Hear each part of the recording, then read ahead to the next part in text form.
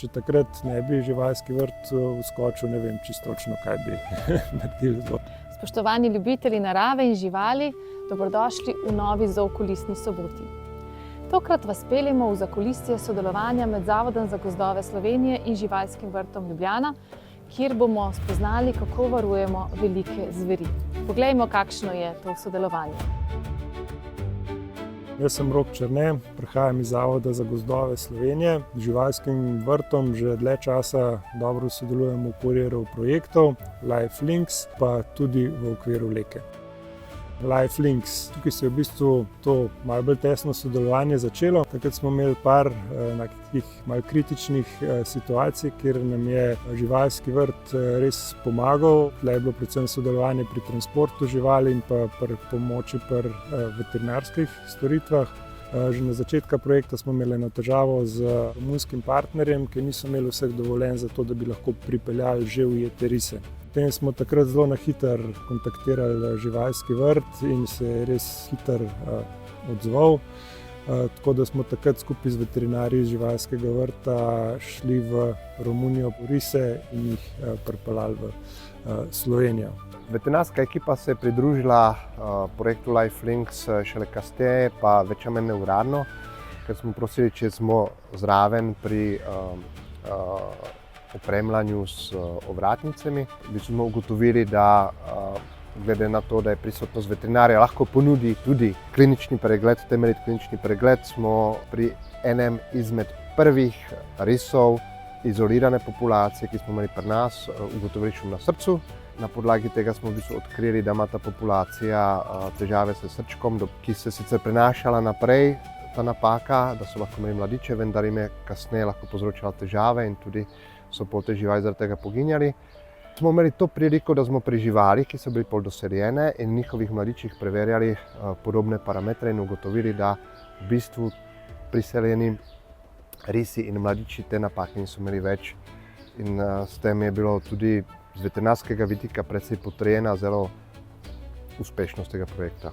In glede na dobro sodelovanje z Zavodom za gozdove Slovenije na projektu LifeLinks in našega veterinarskega prinosa smo bili tudi naslovljeni ko je Ministrstvo za okolje in prostor določilo, da risje sirote bomo lahko dejansko oskrbeli in nudili prvo pomoč. Sodelovanje obeh inštitucij se je začelo z risom, ki je v začetku 20. stoletja v Sloveniji izumrl in smo ga leta 1973 ponovno naselili. Ampak sodelovanje se tu ne konča. Sledilo je spremljanje volkov.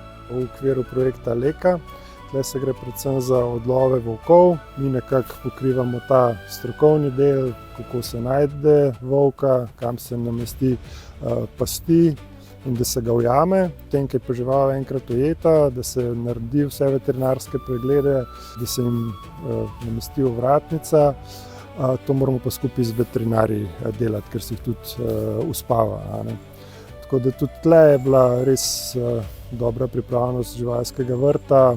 Moramo si predstavljati, to se dogaja sredi noči, ko se enkrat past sproži, je treba v akcijo in to se ponavadi dogaja ponoči, ker so volki bolj aktivne živali. Smo zelo hvaležni za to pripravljenost, ker se v bistvu dejansko težko najde take predane ljudi, ki so pripravljeni imeti več mesecev v bistvu telefon v bližini med spanjem in ko se enkrat ta past sproži, je treba iti v akcijo takoj.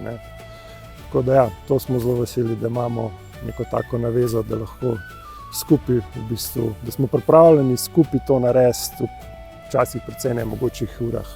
Poleg dela na terenu se pogosto marsikatere rešitve, denimo odnosa človek-žival, pogosto najdejo prav tukaj, v varnem okolju živalskega vrta.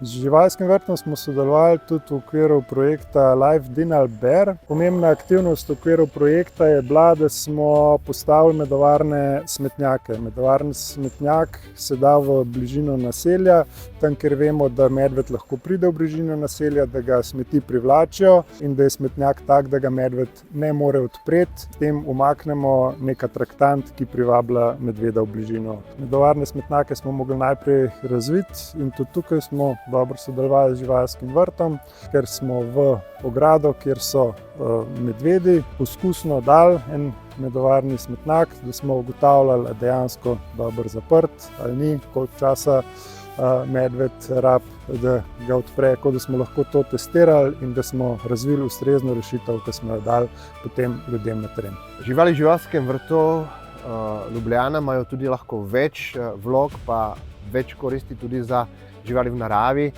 Naše prvo sodelovanje, takrat z oddelkom za biologijo, se dejansko začelo s tem, da smo iztrebke od naših volkov ponudili biologom na terenu, ki so odlavljali, opremljali volkove z ovratnico in so uporabili iztrebke naših volkov za vabo.